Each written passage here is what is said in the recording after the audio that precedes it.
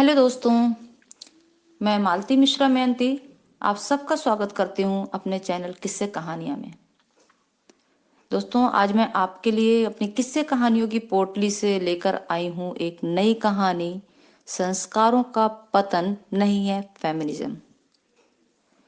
तो दोस्तों, इससे पहले कि मैं अपनी कहानी शुरू करूँ, आपने यदि अभी तक मेरे चैनल को सब्सक्राइब नहीं किया है तो प्लीज़ इसे सब्सक्राइब करें और बेल आइकन प्रेस करके नोटिफिकेशन ऑन कर दें। तो चलिए सुनते हैं कहानी संस्कारों का पतन नहीं है फेमिनिज्म। गाड़ी धीरे धीरे सरकते हुए प्लेटफॉर्म पर रुक गई। सभी यात्री जल्दी जल्दी अपने भारी भरकम लगेज के साथ एक दूसरे को धकियाते हुए उतरने लगे। वह सबके पीछे पीछे चलती हुई कंपार्टमेंट के दरवाजे तक आई और प्लेटफॉर्म की भीड़ देखकर मन ही मन घबराने लगी। यहाँ एक प्लेटफॉर्म पर इतनी भीड़ थी, इतने लोग थे जितने कि उसके पूरे गांव में नहीं होंगे। तो क्या वह यहाँ के इस भागदौड़ भरे वातावरण में सामंजस्य बैठा पाएगी? कहीं यहाँ की भीड़ में उसके सपने दम तो नहीं तोड़ देंगे? आखिर वह है ही क्या, गांव की एक मामूली लड़की जो शहर के रहन सहन से सर्वथा अनभिज्ञ थी। ऐसे ही न जाने कितने प्रश्नों के जाल में उलझी हुई वह गाड़ी से उतरी। एक छोटे से गांव से आंखों में बड़े बड़े सपने लिए हुए वह इस महानगर में आई और डरी सहमी सी उसने प्लेटफॉर्म पर कदम रखा।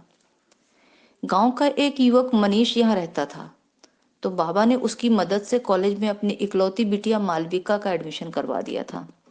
मालविका के डॉक्टर बनने का सपना बाबा ने अपनी जिंदगी का मकसद बना लिया था। आखिर उसके अलावा माँ बाबा का और कोई था भी तो नहीं। वही उनकी बेटी और बेटा दोनों थी और उनके बुढ़ापे की लाठी भी वही थी। उसे शहर के बड़े कॉलेज में एडमिशन दिलवाने, हॉस्टल, अच्छे कपड़े और पुस्तकों आदि का भारी भरकम खर्च उठाना बाबा के वश की बात न थी। लेकिन उनकी बिटिया शहर में हीन भावना से ग्रस्त न हो, इसके लिए उन्होंने 1 बीघा खेत बेच दिया और उससे मिले पैसों से सारी व्यवस्था किया। हे मालविका, डर तो नहीं लग रहा? मनीष ने उसका बैग लेते हुए कहा। नहीं, मतलब थोड़ी घबराहट तो हो रही है, उसने थूक सटक कर गला तर करने की नाकाम कोशिश करते हुए कहा। उसकी मनोस्थिति जानकर मनीष ने उसे पानी पिलाया और उसे अपने फ्लैट पर ले गया। बाबा ने तो कहा था कि तुम हॉस्टल में मेरे रहने की व्यवस्था कर दोगे, उसने हिचकिचाते हुए कहा। वो सब हो जाएगा, पहले मैं तुम्हें अपने दोस्तों से तो मिलवा दूं, मनीष ने सिगरेट का लंबा कश लेते हुए कहा। छी, तुम सिगरेट पीते हो? गांव में तो कभी नहीं देखा पीते हुए, मालविका बुरा सा मुंह बनाते हुए बोली। जैसा देश वैसा भेष, सुना है ना? ये हमें बहुत कूल बनाता है। छोड़ो, तुम नहीं समझोगी, मनीष ने कंधे उचकाकर कहा। कुछ देर बाद दोनों एक फ्लैट के दरवाजे पर खड़े थे। दरवाजा खोलने वाली लड़की को देखकर मालविका हैरान रह गई। उसकी नजरें शर्म से जमीन में ऐसे गड़ी कि चाहकर भी किसी की ओर देख नहीं पा रही थी। वह लड़की माइक्रो मिनी स्कर्ट और छोटा सा टॉप पहने हुए थी और कमरे में उसी के जैसी 2 और लड़कियां और 2 लड़के थे। उनका पहनावा भी उसे इतना बेहुदा लग रहा था, लेकिन वे सभी तथाकथित अमीर घरों के लड़के लड़कियां थे और मनीष को तो ऐसा लग रहा था कि उनका मित्र बना उसे अपना मित्र बनाकर उन लोगों ने उस पर बहुत बड़ा उपकार किया है। तो मालविका कॉलेज में, हॉस्टल में, हर जगह अन्य छात्र छात्राओं की नजरों में अपने लिए उपेक्षा देखती तो मन ही मन अपने ग्रामीण अंचल से होने को कोसने लगी। मनीष और उसके साथियों ने उसे समझाना शुरू किया कि यदि वह चाहे तो सबकी नजरों में सम्मान पा सकती है। इसके लिए उसे अपने विचारों को भी बड़ा करना होगा। और जैसा कि रेलवे स्टेशन पर ही मनीष ने कहा था कि जैसा देश वैसा भेष, तो उसको भी अपनी वेशभूषा में परिवर्तन लाना आवश्यक था। लीजा और माया, हैरी यानी हरीश, सैम यानी समर और मनी यानी मनीष, यही सब उसके दोस्त बने। देख मालविका, तेरी जैसी लड़कियां पूरे कपड़ों में अपनी मर्यादा को लपेटे और कांधों पर संस्कारों का बोझ लिए माता पिता और खानदान के मान सम्मान का बोझ सिर पर लादे चलती हैं। इसलिए न कभी नजरें उठा पाती हैं न सिर। सिर झुकाकर हमेशा पुरुषों के पीछे पीछे चलने की आदत होती है और फिर कहती हैं कि हमें बराबरी का अधिकार नहीं मिलता। इतने पिछड़े विचारों के साथ कोई आगे कैसे बढ़ सकता है? और जो स्वयं पिछड़ा हो वो समाज में विकास की क्रांति लाना तो छोड़ो, अपना विकास भी कैसे कर सकता है? इसलिए अपनी संकुचित विचारों को विस्तार की उड़ान देना आवश्यक है। ऐसी बहुत सी बातें बार बार हर छोटी छोटी बात या घटना पर समझाने का परिणाम यह निकला कि समय के साथ साथ चलते हुए, समय के साथ तालमेल बिठाने के लिए उसने भी बड़ा नाम बनाने के लिए अपने नाम के अक्षरों को कम कर दिया और मालविका से मिली बन गई। विचारों का दायरा बढ़ाने के लिए वस्त्रों के दायरे सिमटने लगे। कक्षा में, कॉलेज प्रांगण में, हॉस्टल में लोगों की नजरों में सम्मान पाने के लिए अपनी नजरों की शर्म और अपने माता पिता के मान का ख्वाब छूट गया। कोई उसकी हंसी न उड़ाए इसलिए उसने सिगरेट का धुआं उड़ाना शुरू कर दिया। और जब इतना सब भी कम पड़ने लगा तो उस कमी को पूरा करने के लिए दोस्तों के साथ पैक भी बनने लगे। वहां गांव में बाबा खेत बेच बेच कर बिटिया रानी के लिए पैसे भेजते और बिटिया रानी बेब्स बनकर बाबा के अरमानों को फेमिनिज्म का अर्थ समझे बिना ही फेमिनिज्म की आग में झोंकती रही। अब वह गांव की भोली भाली मालविका नहीं बल्कि तेज तर्रार मिली थी। अब वह न तो सड़क पर चलते हुए ट्रैफिक से डरती थी, न ही भीड़ भाड़ में मंचलों के धक्का मारने से, बल्कि अब तो सड़क पर उसे किसी गाड़ी के सामने आने से भी डर नहीं लगता। वह जानती है कि गाड़ी वाला उसे मरने नहीं देगा। वह गाड़ी में ब्रेक मारेगा और फिर वह उसे मारेगी। क्या मजाल है जो कोई लड़का उसे धक्का मारे, बल्कि अब तो वही धक्के हुए चलेगी और कोई कुछ बोला तो छेड़छाड़ का आरोप लगाकर हवा लात की हवा और लात दोनों खिलवाएगी। अब उसके लिए लड़का लड़की में कोई अंतर नहीं रह गया था। अब वह बराबरी का झंडा लेकर जो चल रही थी, पढ़ने से अधिक ध्यान इस बात का रहता कि मार्केट में कौन सा नया ब्रांड आया है या कैंपस में फैशन अपडेट क्या है।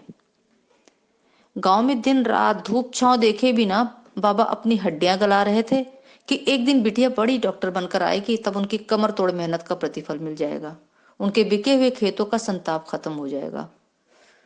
उनका इंतजार पूरा हुआ, लेकिन कुछ अलग ही कलेवर में। एक दिन मनीष के बाबा ने आकर बताया कि उनकी बेटी ने किसी रईसजादे को बलात्कार के आरोप में गिरफ्तार करवा दिया है। बाबा के पैरों तले से मानो किसी ने धरती खींच ली हो। उनकी बेटी के साथ ये क्या हो गया? पहले से ही बीमार चल रही माँ रो रो कर अस्पताल पहुंच गई। जैसे तैसे कर्जा लेकर बाबा शहर पहुंचे तो बेटी के रंग ढंग देखकर उनकी लाठी भी उनके शरीर का बोझ नहीं उठा पाई। मिली और उसके दोस्तों ने उन्हें संभाला और उन्हें उस कमरे में ले गए जिसमें से अभी अभी शराब, सिगरेट और अंतः वस्त्रों को ठिकाने लगाकर उनकी गंध मिटाने के लिए रूम फ्रेशनर का स्प्रे किया गया था। बाबा अब अपनी बेटी को घर ले जाना चाहते थे।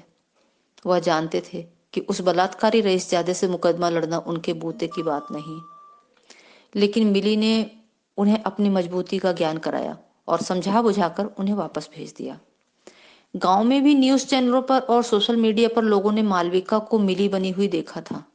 इसलिए बाबा के लिए उनकी सांत्वना भरी आंखों में कुछ और भी होता था जिसे बेचारे बाबा बर्दाश्त नहीं कर पाते थे, और धीरे धीरे पति पत्नी का घर से निकलना लगभग बंद ही हो गया था।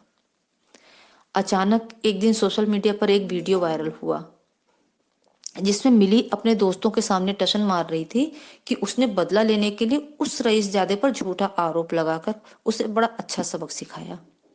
अब कोई उसको हल्के में नहीं लेगा। वीडियो गांव के कुछ युवकों ने भी देखा और फिर यह बात जंगल के आग की तरह आसपास के गांवों में भी फैल गई। दूसरे दिन मिली के पास फोन आया कि माँ बाबा ने फांसी लगाकर उसके सपनों के हवन कुंड में अपने प्राणों की आहुति दे दी है। वह लड़खड़ाकर वहीं धम से बैठ गई।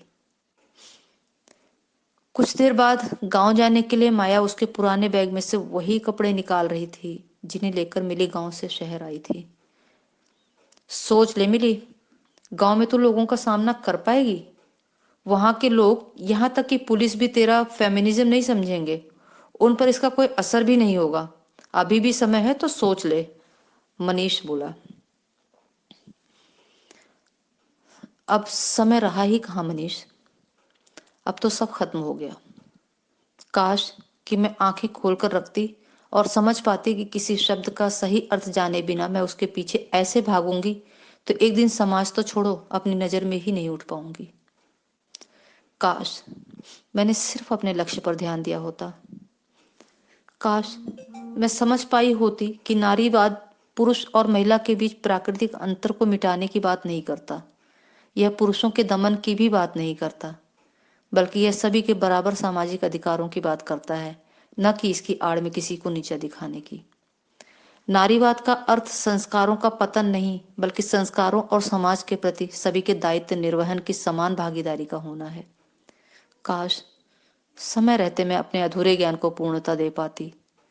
अधूरा ज्ञान अज्ञान से अधिक खतरनाक होता है मनीष। इस अधूरे ज्ञान ने ही फेमिनिज्म के चेहरे को भयावह कर दिया है।